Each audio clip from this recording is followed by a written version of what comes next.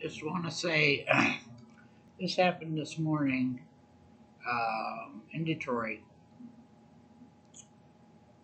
Um, I'd like to say first, before I get started with this, is that my condolences to the family of this officer. I'm not sure about the detective, but my ex-husband worked for the prison system. He was the guard. He was in a gun turret on the roof, and there was a riot, big riot, and the roof was on fire. And I remember when my kids were little, um, sitting in the house watching the fire and everything else going on, and you not knowing what to expect. But this goes on every day in their life. Every day that they go to work, every day. And even this officer didn't spell it out like I'm going to spell it out, but since the CV thing started, stuff's been going on. And I remember back when George Floyd was unalived, and all this stuff, and the leftists prompting all these people to hate certain people, and this and that, and the hatred, and the BLM, and our governor walking down the street with them, proudful, and stuff like that.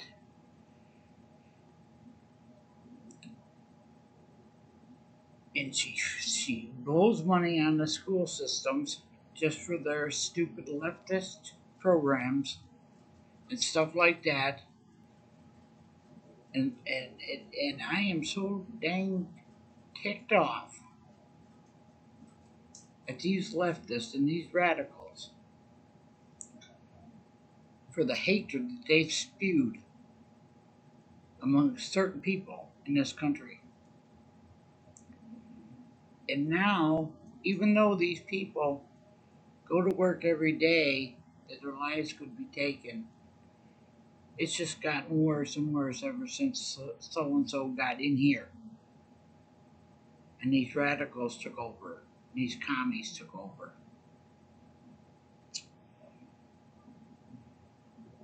Also, back in the early 80s, in the small town I lived in, there's a major highway that runs through there.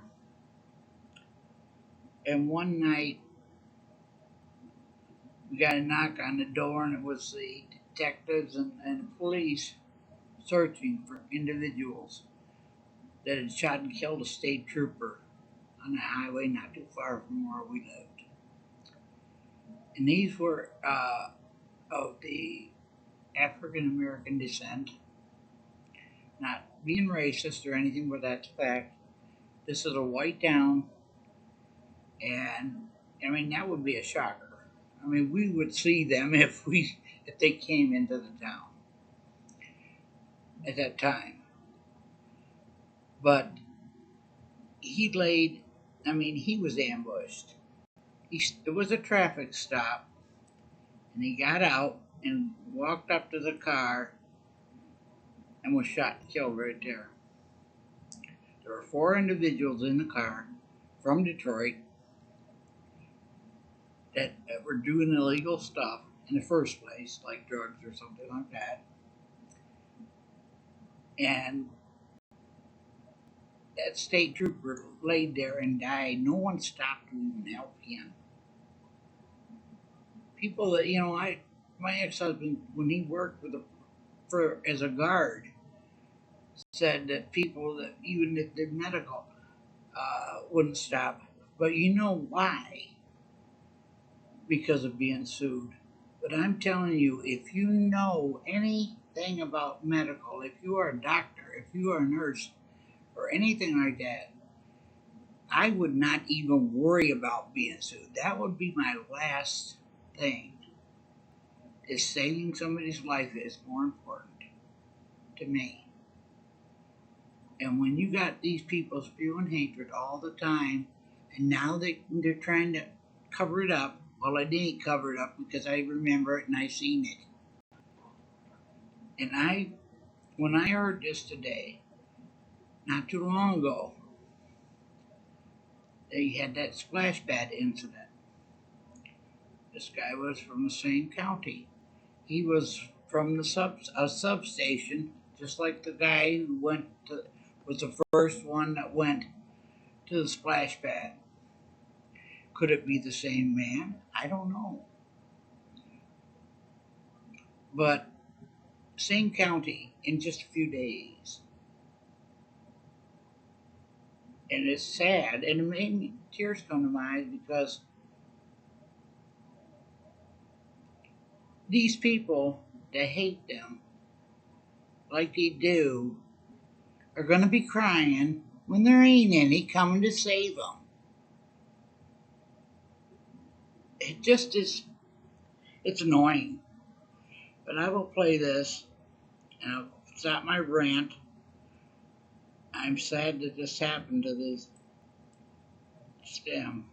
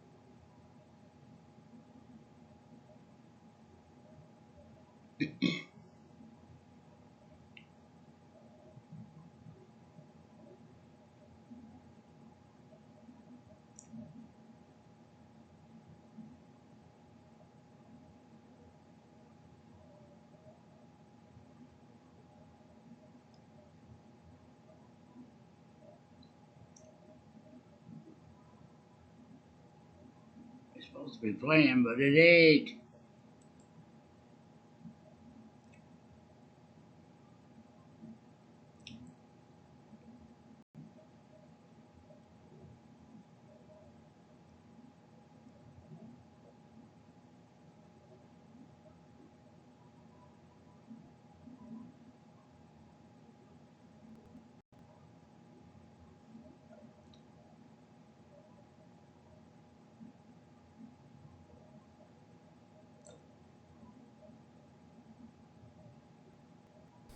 Something we don't obviously want to have to talk about or ever have to face, but we have.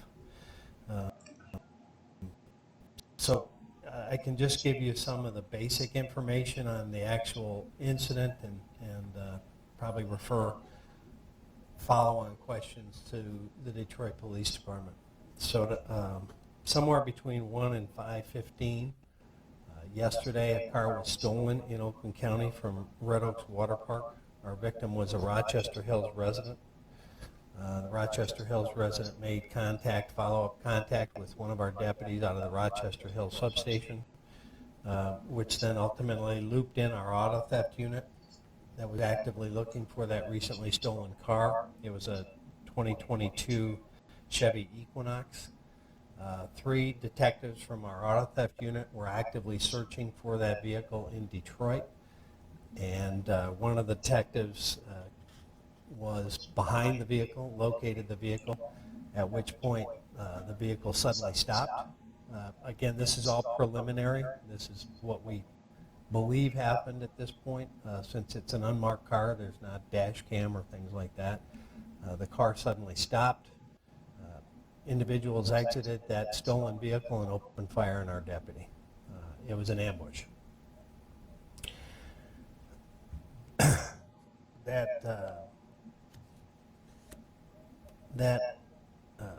obviously triggered a whole bunch of things. The deputy was struck in the head. struck in the chest, the torso area.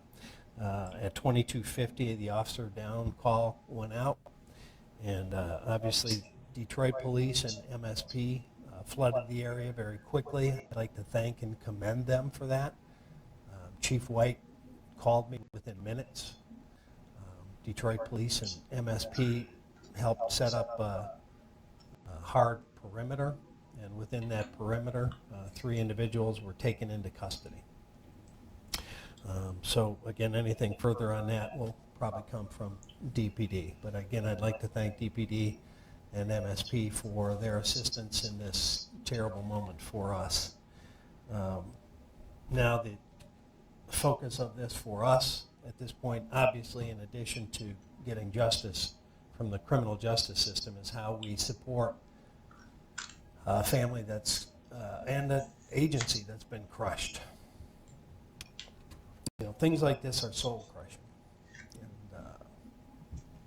you know, this family has a 5, a 4, and a 1-year-old with another child on the way. So our mission is to be there for them. So I guess, you know, a lot of people are calling saying, what can they do? So the first thing they can do, if they, like I, believe in prayers, they can pray for the family and for our agency and the community. Secondly, you know, oftentimes there's offers to financially support a family. Obviously, a family of 4 babies and now a young widow is going to have a lot of financial holes. So we have a charity called Mission Oakland. If anyone wants to contribute to the family, they can contribute, write a check, or send a check, or any kind of donation to Mission Oakland, which is a licensed charity. 100% of that will go to the family without any fees or deductions like you get on GoFundMe. So just put in the memo that it's for Deputy Recklings, and 100% of that will go to the family. In addition to supporting the family, you know, support our team, the Sheriff's Office. You know, it's been a challenge, been a stretch. And, you know, looking in the face of our people and seeing their pain, it's been tough on them. You know, we lost Deputy Overall, then we had COVID, then we had Oxford, then a lot of the same people went to MSU, and then they were at the splash pad, and now this. And it kind of, it's like a boxer. You wonder how many punches they can get and still stay standing. But you know, first thing I would say is I'm super proud of our people, the way they have stayed standing, the way they have showed up and continued to do amazing things every day. But we need to support them. I said after the splash pad that we need more resources for the community at large, and mental health resources. But we need it in public safety. Peer-to-peer programs are vastly underfunded across this country. We know that in the last couple of years, line of duty deaths have been terrible. Ambushes are up dramatic. Now we have another example of that. And the one thing that most people don't realize is officer involved suicides outstripped the number of line of duty deaths the last couple of years. So the pressure on law enforcement, on public safety in general, is huge, and it's taking its toll. And we need resources, and that falls at the appropriators. So whether you're a federal appropriator, whether you're a state appropriator, or I'm calling on the county commission and the county executive's office to have an emergency appropriation to add 1 full-time peer-to-peer person to our staff. We have 1 now, and we obtained that 1 when I cut a different position that we actually needed because I felt a peer-to-peer was so important. But having only 1 to deal with what this agency has dealt with, and to be able to do the kind of work that they're doing for an almost 1,500 person agency is vastly under-resourced. So that's how some of the governments and government officials that have called and said anything they can do to support, that would be one thing they could do. Make some appropriations for peer-to-peer programs and support the men and women of public safety that are dealing with these things. And that list that I gave you, mind you, those are big events. Every day they're dealing with other events. Multiple fatalities in car accidents that we've dealt with in the last 7 days. A child investigation where the child died from abuse. They see these things every day, and you can't unsee them. And so we need to resource them with support to help them process that. So that's what people can do for public safety. In terms of talking about Deputy Reckling, the family wanted you all to hear from people that worked with him, who knew him, what he was like, how big a hole he'll have left in his family, of course, and obviously, but also in our agency and in the community. So he had been working extensively at the Rochester Hills substation and just had recently moved over to the auto theft unit. But this comes from the substation commander. Detective Brad Reckling was one of the best deputies and detectives I've ever worked with. He was one of the hardest working cops I knew. He will be missed dearly by me and many others. He personally touched so many with his larger-than-life personality. Brad was on Rochester Hills patrol prior to him coming to our detective bureau there, and there was a bank robbery that some thought was unsolvable. Brad spent hours researching the vehicle and ended up finding it on sale on Facebook Marketplace and ended up breaking the case wide open. And that was just one example of Brad's work ethic. From one of his coworkers, Deputy Nicholas Abohan, Brad was always there to lend a helping hand. He loved his family more than anything. He was a great cop, but even a better friend and father and husband. From Deputy Nathan Rogers, Brad and I grew up in this department together, from working in the jail to studying for promotions to enduring and graduating from the academy together. Brad was one of the most selfless colleagues and one of the most dedicated husbands I've ever seen to Jackie, and the best father to his girls. There's no other way to describe him other than just the best person. Deputy Matthew Morrison. Brad was a loving husband, father, and amazing friend. He loved the outdoors. He was an amazing fisherman, loved to hunt, and enjoyed growing his farm and raising animals. Brad spent several months remodeling his home, giving his wife and 3 girls the best place to call home. Anyone who knew Brad knows it doesn't take long for him to start cracking jokes and get him laughing. He was a great worker, an amazing friend who would do anything for anyone. He was a prime example of what great parent, husband, and friends means, and he's loved by many and will be truly missed.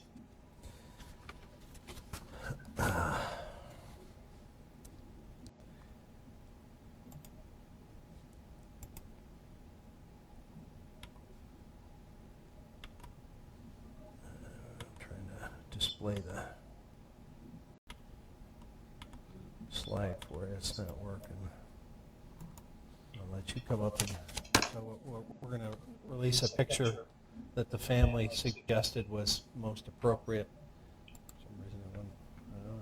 Must be a technology guy, can only do it. I hit that button 4 times. So that's Brad and his amazing and loving family that we all collectively have to hold up, support, and provide love in his absence. And there's no way to fill that hole. So that's all we have at the moment. Questions? Our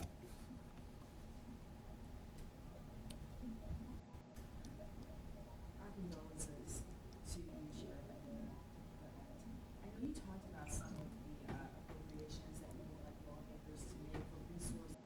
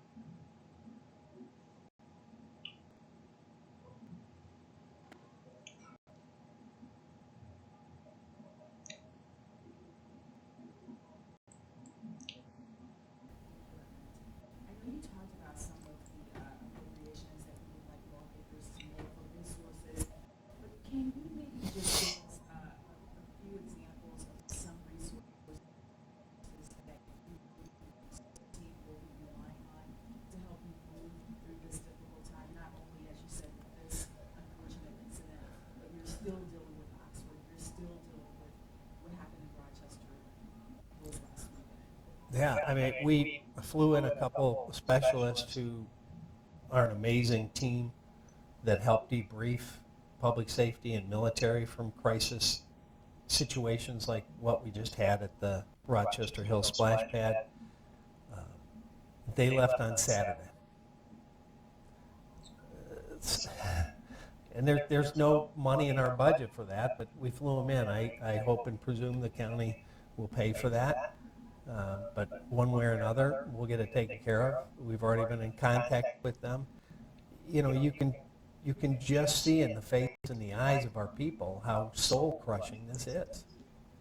And you know, a lot of people say healing. I don't think the victims of Oxford or the victims of MSU or the victims of the splash pad or the victims we see every day heal. They learn how to process, how to put one foot in front of the other and keep moving forward. And our people that deal with all of that every day uh, need that same process. And they need a healthy way to offload some of that, because in the moment we're trained to, you know, suck it up, push it down, keep going, deal with what's in front of you, and that's what you have to do. But after that situation in the critical moment resolves itself, you have to give them the support and help and process to work through that. And that comes with resources. You know, I've been in this profession a very long time. And it used to be, hey, it's part of the job, get back out there. And we know that doesn't work in the military or in public safety. And the suicide numbers that you see are reflective of that. But there's so many other things that are reflective of that. And we need resources. You know, the federal government, the state government, and the county governments, number one job is to protect its community. And I think right at that list needs to be support and protect the people that protect the community. Sheriff, what can you tell us about this, the crime that is taking place? Okay, so we know that the car that was stolen was located in Detroit. Right. Is it too early? Yeah, it's too early to know if it's part of anything bigger. They were doing what they do, being good detectives, running down a lead on a car that had recently been stolen and trying to locate it. You know, they do that every day. And lots of times they'll find a car abandoned and they call for a tow truck. In this situation, it turned out not to be that at all. And that's the other thing about this job. You don't know what day will become that day. And again, they get out of bed and suit up and they go off to work. And that's part of the stresses that's on them every day. You know, a lot of people will say, well, they didn't really do anything today. But if they answered 5 alarm calls and 2 bad PI accidents, all of that is inside of them. All that stress, all that adrenaline, all of that actuating what goes on in your body, your system, your fight and flight, all of those things dump chemicals into your body, create stresses. And it's no wonder that, you know, so many people in public safety die shortly after they retire, because their bodies have been just wore to the edge from their career. So, long answer to your question, but we don't know at this point if this is a bigger auto theft ring or just, you know, they picked that car that day. Was he alone when this happened, or was he followed up? There were 2 other detectives. They were in their own cars. They were in the area looking for the car. He came on it first. They pulled up, and I saw him, you know, How long was he with the department? 9 years.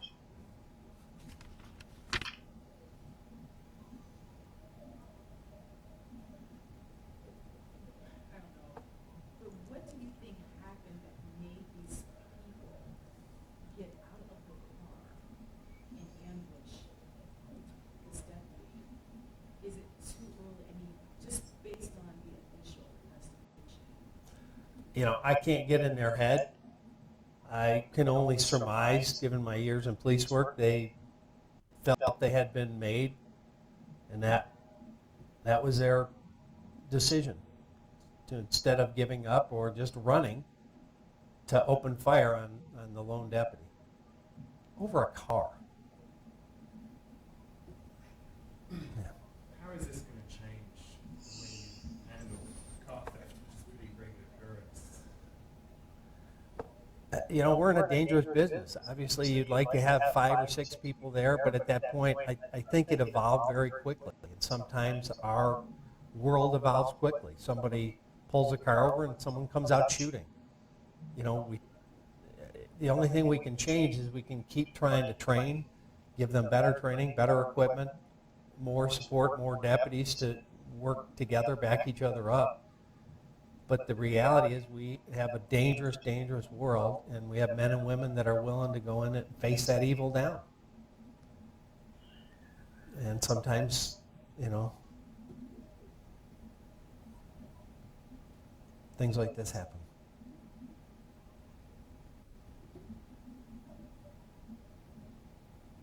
Anybody else? You guys? All right. Thank you.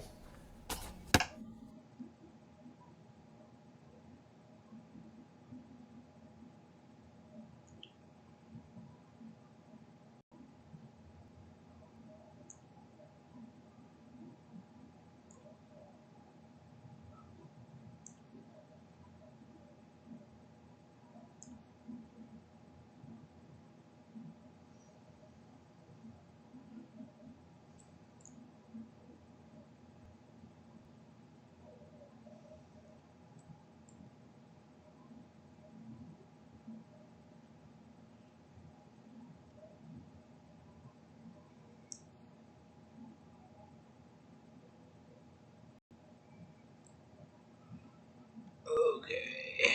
It was an ambush, everything we know, after Oakland County deputy shot killed.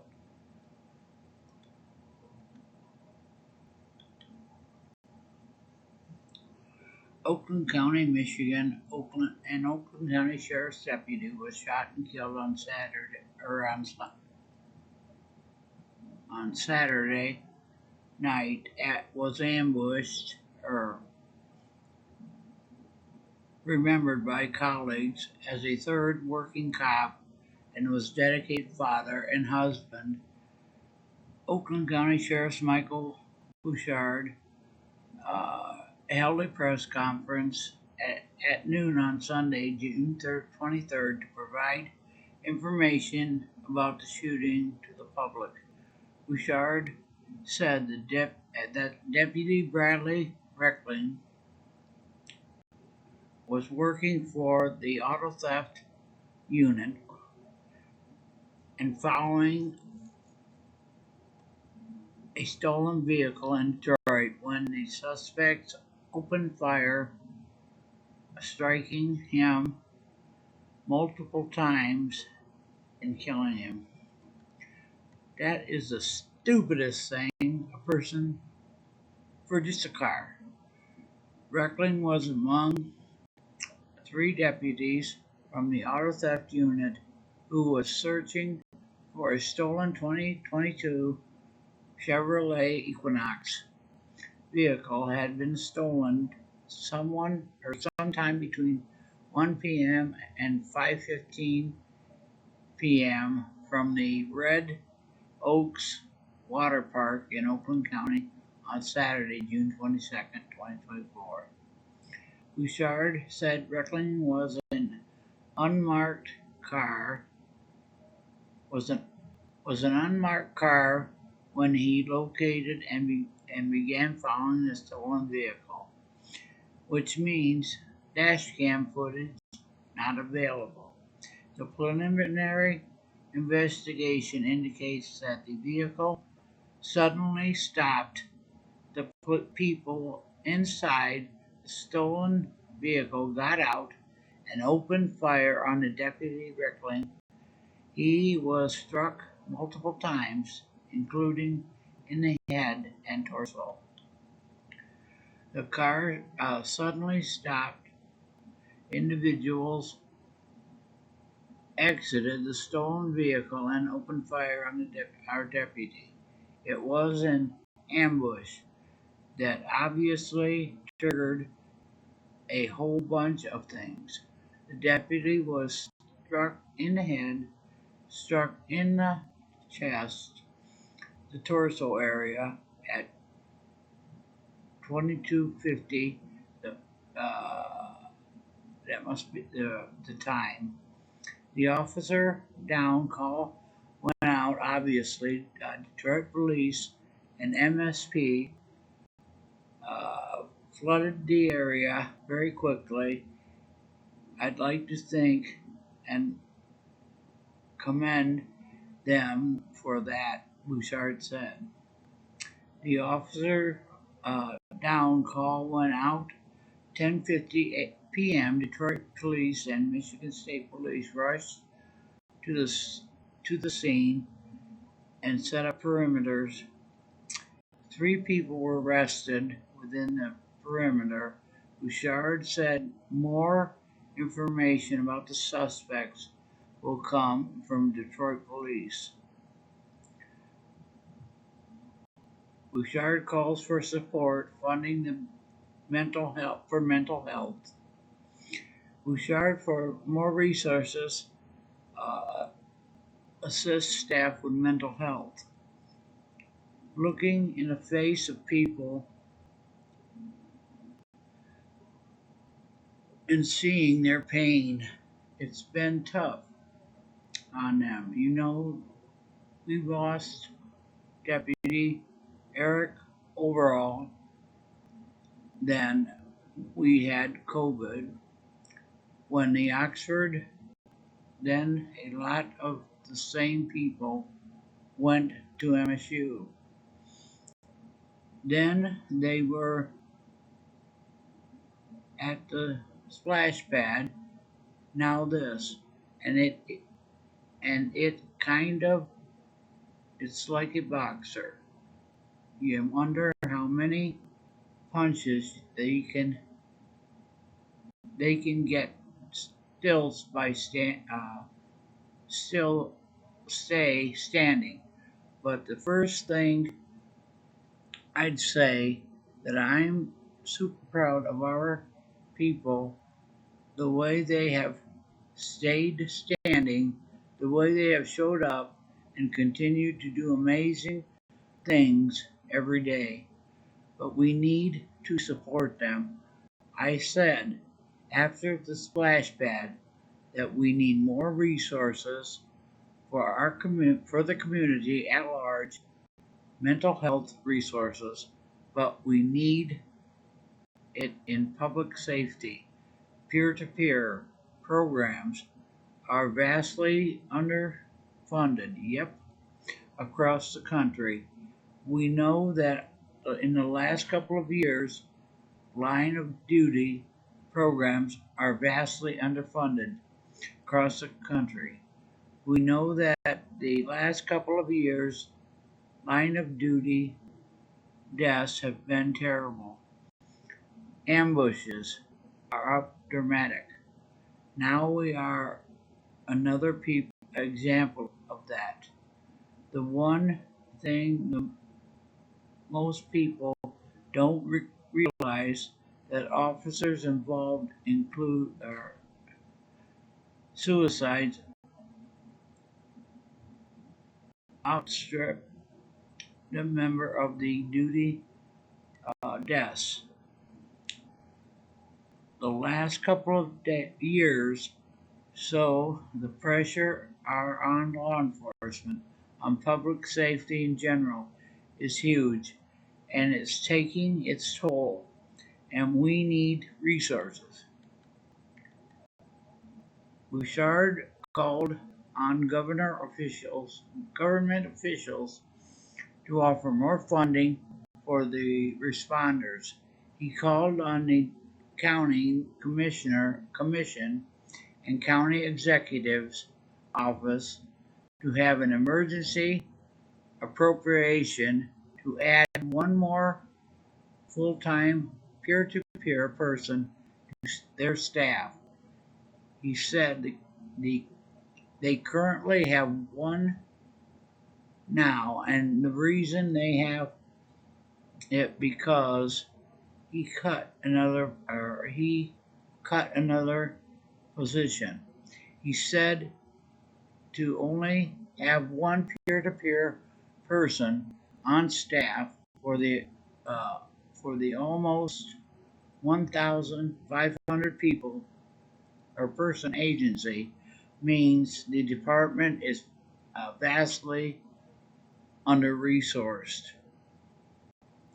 Every day they with are dealing with other events, multiple fatalities and car accidents that we dealt with in the last 7 days. A child investigation where a child unalived from abuse. They see these things every day, and you can't unsee them.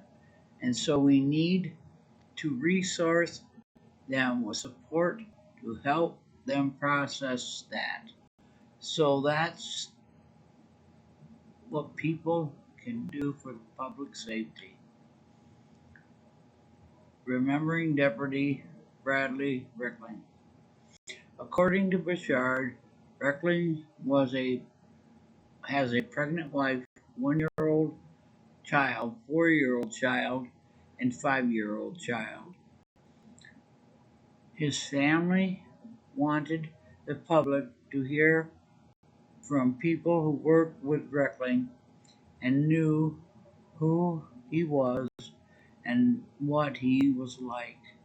Reckling had been working uh, extensively at the Rochester Hills substation and had just recently moved over to the auto theft unit. During press conference, Bouchard read the following statements from Reckling's colleagues. Rochester Hills Substation Commander Deputy or Detective Brad Reckling was one of the deputies and detectives I've ever worked with. One of the best detectives I've ever worked with. He was one of the hardest working cops I knew. He will be missed dearly by me and any others. He personally touched so many with a larger than life personality. Brad was on Rochester Hills Patrol prior to him coming to our detectives bureau. There was a bank robbery that some thought was unsolvable. Brad spent hours researching the vehicle and ended up finding it on sale on Facebook Marketplace and ended up breaking the case wide open. And that was just the example of Brad's work ethic. Deputy Nicholas Bowen, Brad was always there to lend a helping hand. He loved his family more than anything. He was a great cop, but even a better friend and father and husband. Deputy Nathan Rogers. Brad and I grew up in a department together, from working on the job to studying the promotions and enduring and graduating from the academy together. Brad was one of the most selfless colleagues and one of the most dedicated husbands I've ever seen to Jack. Husbands I've ever seen to Jackie, and the best father to his girls. There's no other way to than describe him other than just the just the best person. Deputy Matthew Morrison. Brad was a loving husband, father, and amazing friend. He loved the outdoors. He was an amazing fisherman, loved to hunt, and enjoyed growing his farm and raising animals. Brad spent several months remodeling his home, giving his wife and three girls the best place to call home. Anyone who knew Brad knows doesn't doesn't take long for him to start cracking jokes and get him laughing. He was a great worker and amazing friend who was who would do everything for anyone. He was a prime example of what that parent or of what great parent, husband, and friends means. And he's loved by many and will be truly missed. Bouchard said anyone looking to support Reckling's family at this time can contribute to the mission of Oakland County. He said 100% of donations will go to the family without any fees or deductions. People who wish to donate should put the names or put the memo that the money is for Deputy Reckling.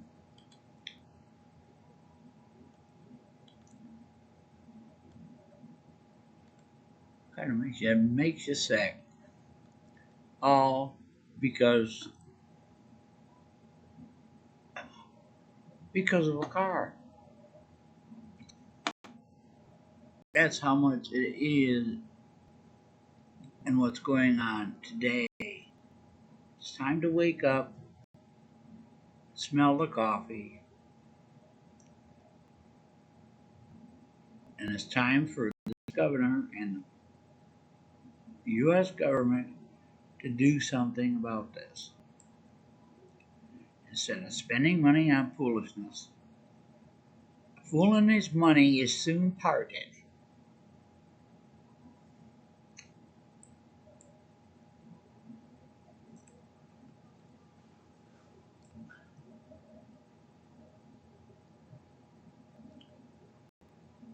I would rather have taxes go to programs instead of sending money to other places and other countries that don't like us. We need help in this country.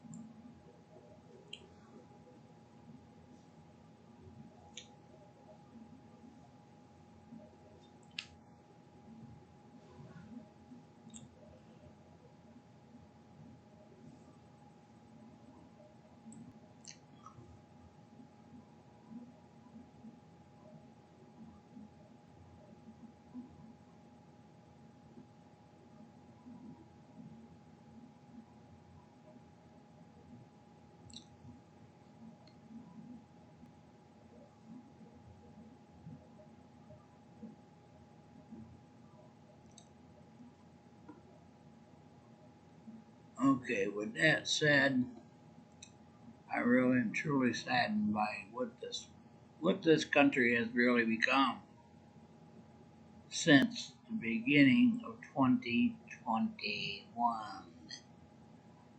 With that said, God bless. Be safe. You need to be safe because there's more activities that are you need to pay attention to down there at the southern border. That's really disturbing. I'll talk to you later. God bless. Peace and love.